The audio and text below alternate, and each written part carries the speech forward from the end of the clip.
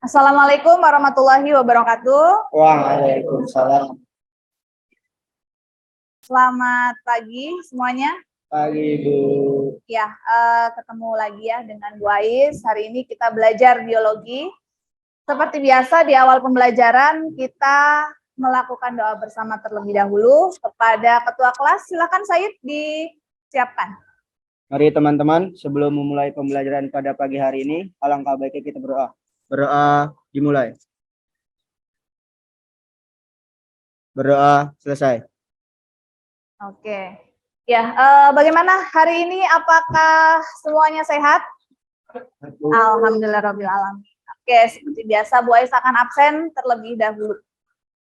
Aulia Rahma Kusuma, Muhammad Hilmi, Raihan Ahmad, Muhammad Said. Hadir. Oke. Baik, hari ini yang tidak hadir hanya satu ya, Nak ya. Alhamdulillah semuanya mudah-mudahan dalam kondisi sehat selalu. Oke, baik anak-anakku semua, bahwa pada hari ini kita akan belajar tentang bab baru, yaitu tentang hereditas manusia. Tetapi sebelum masuk ke materi itu, Ibu ingin mengulang kembali pelajaran atau materi di minggu kemarin. Ya. Nah, sebelum mengulas, Bu Ais akan berikan gambar dulu sebagai pengingat kalian ya pada pembelajaran minggu kemarin. Nah, lihat.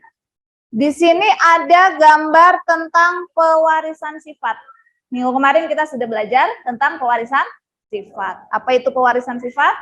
Ya, jadi sebuah sifat yang diturunkan dari orang tua kepada anaknya. Nah, kalau kalian lihat di sini ada gambar apa saja? Yang pertama,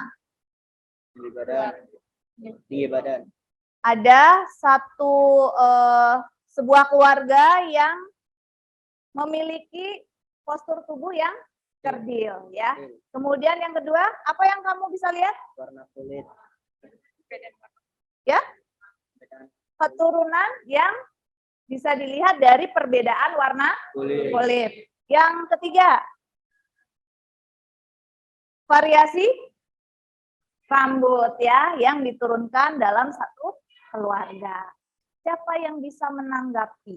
Apa? Bagaimana Agnia? Jadi berdasarkan gambar tersebut, jadi pewarisan sifat itu dapat diturunkan dari orang tua kepada anak-anaknya melalui DNA atau gen. Oke ya. Kali ini kita akan belajar hereditas manusia. Adapun tujuan pembelajaran yang kita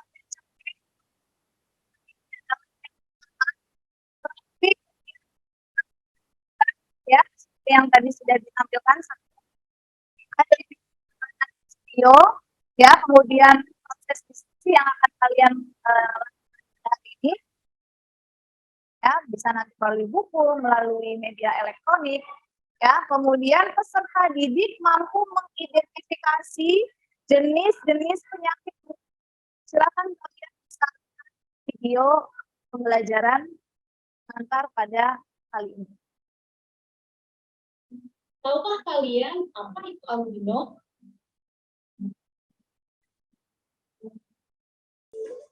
Kenapa bisa terjadi? Hal ini disebabkan oleh perubahan atau mutasi pada gen yang berpengaruh dalam produksi melanin. Albino bisa disembuhkan atau tidak ya? Albino merupakan kelainan genetik sehingga tidak bisa disembuhkan ya.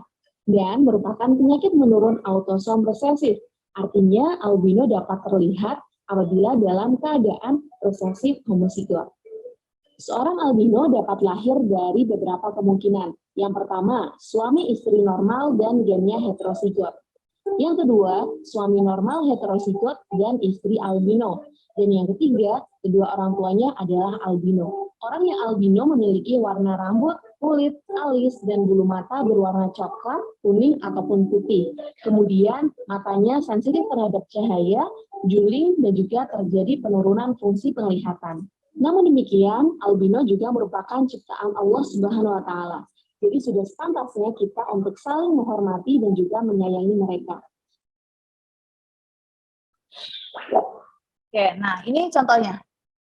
Ini contoh gambar dari penderita atau orang yang terkena albinisme. Istilahnya albinisme ya. Kita mengenalnya albino. Nah, kalau kelainan ini dikendalikan oleh gen resesif. Ya.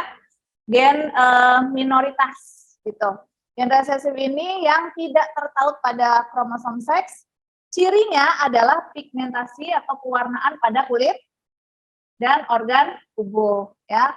Lihat saja putihnya berbeda ya. Putihnya itu karena tidak punya pigmen hitam.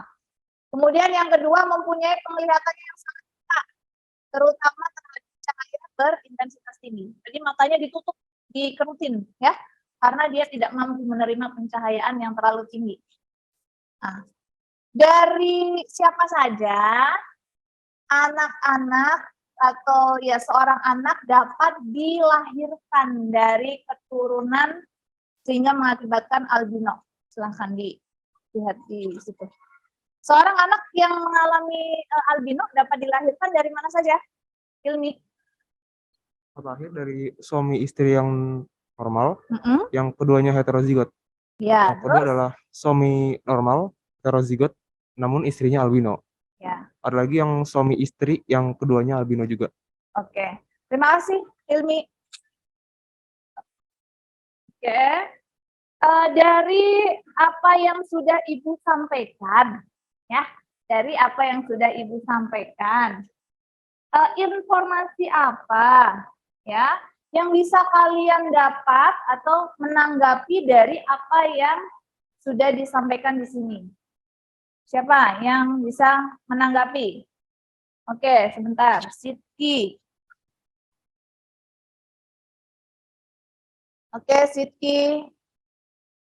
Dari hasil penyampaian materi tadi, Oke. bahwa ternyata pewarisan sifat keturunan itu tidaklah selalu menurunkan sifat fisik yang baik saja, namun juga menurunkan sifat yang menjadikannya suatu kelainan atau penyakit, seperti albino, gangguan mental, thalassemia, dan sebagainya. Oke, terima kasih Sidki. Kemudian selanjutnya, Ibu akan minta kalian untuk membentuk kelompok. Ya, silakan ini kelompok 1 boleh bergabung. Oke, Ibu bagikan LKPD-nya terlebih dahulu.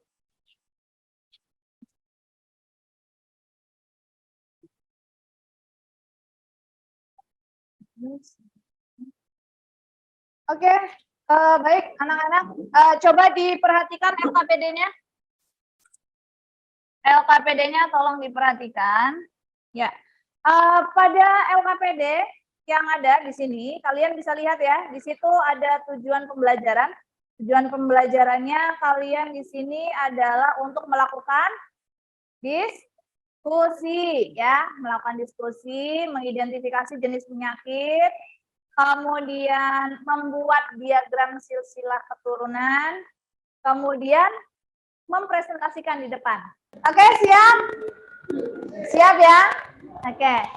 Oke, tepuk semangat tomboy. Semangat. Semangat. Semangat. Satu lagi. Semangat. Oke, terima kasih. Silakan duduk. Silakan untuk kali ini Bu Ais berikan waktu berdiskusi selama 30 menit. Gitu ya. Jadi kalau misal kecuali kalau karier, kalau hanya pembawa tidak masalah gitu. Tetapi kalau memang hemofilia itu berarti hemofilia kan? Iya, itu biasanya apalagi kan kita perempuan menstruasi. Ya biasanya tidak sampai besar ya usianya begitu. Apa namanya? Sindrom Down ya, sindrom Klinefelter itu juga termasuk kelainan. Ya, itu sudah pernah dibahas di pewarisan sifat. Ya. Oke, ada lagi? Jadi silakan untuk kelompok 4 bisa mempresentasikan hasil diskusinya di depan kelas. Assalamualaikum warahmatullahi wabarakatuh. Waalaikumsalam warahmatullahi wabarakatuh. Kami dari kelompok 4 ingin mempresentasikan jawaban kami dari lembar kerja peserta didik tentang hereditas manusia. Sebelumnya kami dari kelompok 4 yang beranggotakan Arvin Saebani Nazia, yang kedua ada Kirania Neva, yang ketiga ada Nurul Syifa, yang keempat ada Yeni Amelia, yang kelima dari Sarah Mayanti, dan yang terakhir adalah saya sendiri, Raza Karafi. Kita langsung ke pertanyaan dan jawaban yang pertama. Jelaskan 2 hal yang kamu ketahui tentang penyakit hemofilia. Yang pertama adalah hemofilia adalah kelainan pembekuan darah yang menyebabkan penderita tersebut sukar dalam pembekuan darah. Yang kedua, penderita hemofilia ini 70% sampai dengan 80% adalah genetik, jadi keturunan dari si orang tuanya. Yang kedua adalah berdasarkan peta silsilah tersebut, tentukanlah genotip orang ke-1 dan orang kedua dan jelaskan alasannya. Sekian dari kelompok kami. Ada yang mau menanggapi? Mungkin ada yang ingin menanggapi atau bertanya? Oke, silakan.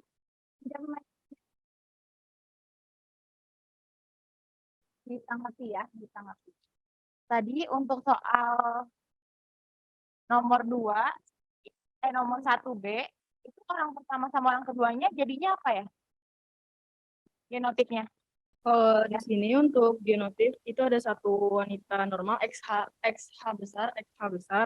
Sedangkan kalau yang kedua itu ada laki-laki hemofilia XH kecil sama Y kecil. Baik, terima kasih untuk waktu dan perhatiannya. Kami dari kelompok 4 mengucapkan terima kasih. Wassalamualaikum warahmatullahi wabarakatuh. Assalamualaikum warahmatullahi wabarakatuh. Kami dari kelompok 2 akan mempresentasikan mengenai hereditas manusia. Anggota kelompok kami terdiri dari Agni Alia Amarila, saya sendiri Amanda Nabila, Halisa Alia Prinjasa, Muhammad Hilmi Hibatullah, dan Rehan Ahmad Noprianto. Langsung saja, jawaban kami mengenai nomor pertama. Yang A, jelaskan 2 hal yang kamu ketahui tentang penyakit hemofilia. Yang pertama, hemofilia adalah penyakit yang menyebabkan sulitnya darah untuk membeku. Dan yang kedua, hemofilia adalah penyakit keturunan yang mayoritas diidap laki-laki dan perempuan sebagai pembawa atau carrier. Untuk yang B akan dibacakan oleh Alia. Berdasarkan peta silsilah tersebut, kami menyimpulkan bahwa orang pertamanya atau ibunya adalah wanita karier dan orang keduanya adalah pria normal. Dengan genotip orang pertama XH besar, XH kecil, dan orang kedua XH besar dan Y. Kenapa demikian? Karena salah satu anak menderita hemofilia, kemungkinan ibunya adalah pembawa karena ini terpaut pada kromosom X. Dan di akhir, ada kesimpulan dari kelompok kami mengenai presentasi kami barusan. Kesimpulannya adalah sifat orang tua sangat berpengaruh terhadap keturunannya.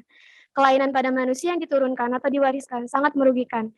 Oleh karena itu, penting bagi kita untuk memilih pasangan dan menjaga kesehatan dengan gaya hidup yang baik.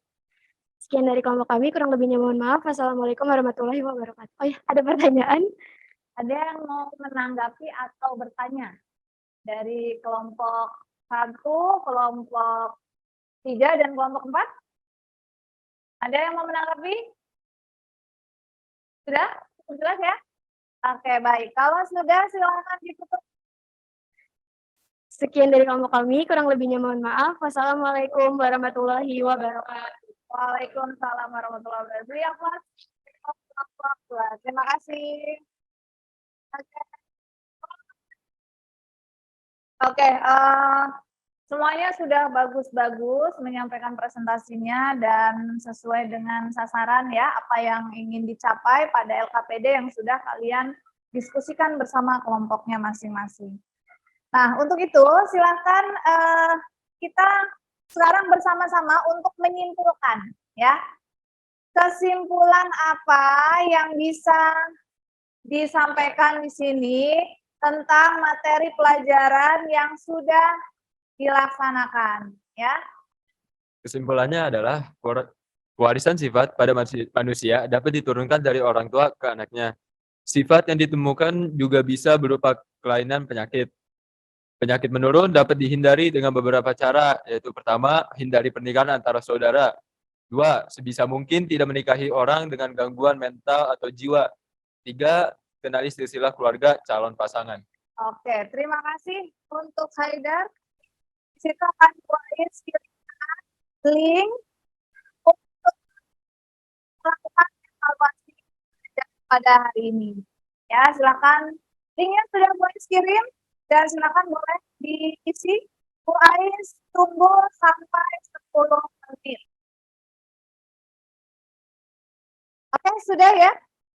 Ibu rasa sudah cukup.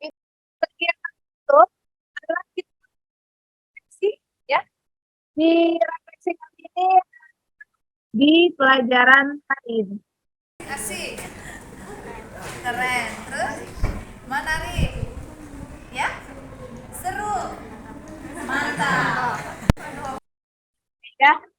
Mudah-mudahan untuk pertemuan kali ini semua yang sudah kalian dapatkan itu akan menjadi sebuah pengalaman baru, pengetahuan baru terhadap pengetahuan pewarisan keturunan yang bisa menurunkan keturunan-keturunan yang memiliki kelainan, ya. Nah, untuk pembelajaran minggu depan kita masuk bab baru, yaitu bab mutasi. Jadi tolong di rumah silakan kalian pelajari bab mutasi. Nah, untuk mengakhiri kegiatan pada pagi hari ini, marilah kita bersama-sama Rabbil Alamin, dan lagi di minggu depan dengan waktu yang berbeda, namun di pelajaran yang sama, yaitu pelajaran biologi. Terima kasih Ibu Ahiri. Assalamualaikum warahmatullahi wabarakatuh.